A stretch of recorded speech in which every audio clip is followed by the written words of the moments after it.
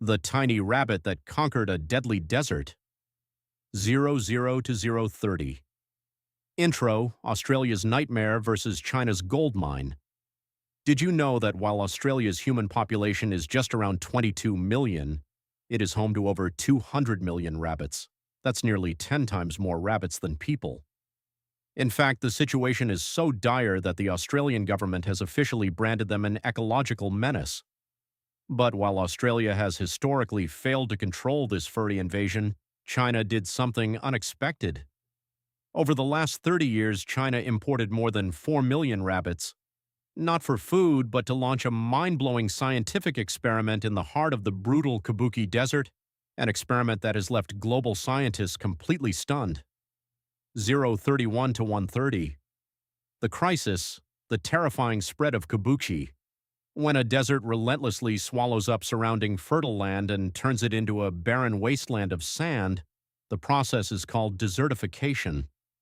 For decades, China's Kabuki Desert was the ultimate poster child for this disaster, expanding at a terrifying rate of 500,000 acres every single year. Throughout the 1950s and 60s, the Chinese government threw everything they had at it, building sand control barriers and planting thousands of trees. Yet the shifting ocean of sand seemed utterly unstoppable. 131 to 240. The mastermind, an entrepreneur's wild idea. Then entered Wang Wenbiao, a local entrepreneur who decided to tackle the impossible. Wang gambled his fortune on a bizarre yet genius concept.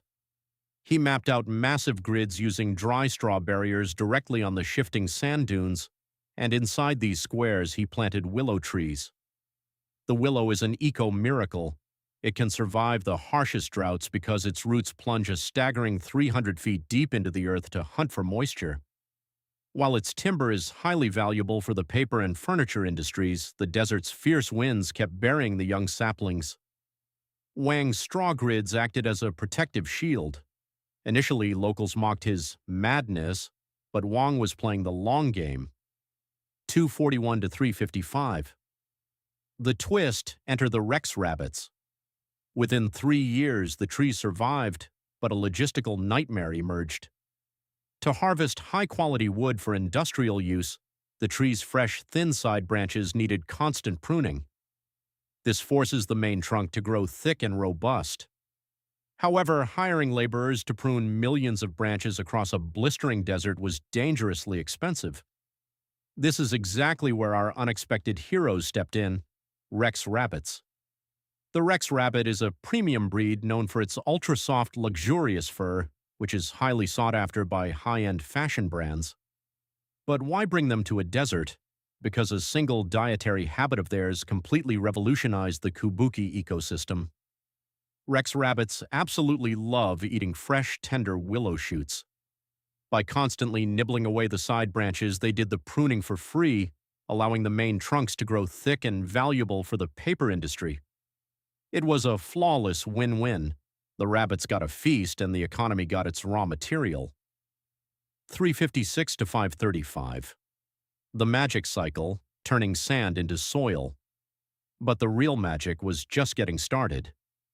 As the 300-foot-deep willow roots anchored the loose sand, they trapped subterranean moisture and stopped the dunes from shifting. Then the Rex rabbits introduced their secret weapon, their droppings, which acted as a supercharged organic fertilizer. Rex rabbits are prolific breeders. A single female can give birth to up to 50 bunnies a year. As the rabbit population grew, the amount of organic fertilizer skyrocketed, gradually transforming dead sand into rich, fertile soil. Even better, while these rabbits can easily digest grass, their digestive systems leave grass seeds intact. Distributed through their droppings, grass began multiplying naturally across the desert.